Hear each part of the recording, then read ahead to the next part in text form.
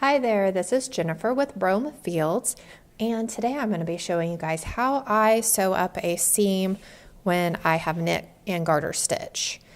So I have done it in alternating colors so that you can see the seam, the yarn that you're using for your seam is pretty hidden, and this is the front side of the work. So I am sewing the seam on the front side of my work. And this is the back side. It's not as pretty as the front. So whenever you're sewing your seam, you want to make sure you're looking at the front side of your work, which I like. That way I know what it looks like when I'm done without having to flip it back and forth or inside out. All right, so let's go ahead and get started.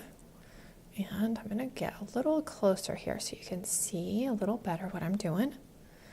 So my yarn is across from me. And I'm going to go over the work to go into this stitch. So I'm going to go down. So this is my knit row on both sides, and it's really nice to be able to keep the stitches even. So you want to go down, and I'm just grabbing half of that knit stitch. I'm going to go across and just grab half of that knit stitch. So those two stitches there make a knit stitch, and I'm just grabbing one leg of it. So I'm going to go all the way through, and I went across my work, and I'm going to pull it tight. And then I'm going to go across my work again. I'm going to go down into that purl stitch, and I'm going to go across and down into that purl stitch. And pull. And it really hides itself pretty well in there. And then that's it. You just repeat those two things each time because you have a knit row and a purl row. So on the knit row, I'm going across my work. I'm grabbing half of that knit stitch. And then I'm going to go under and grab half of that knit stitch. And I'm going to pull it through.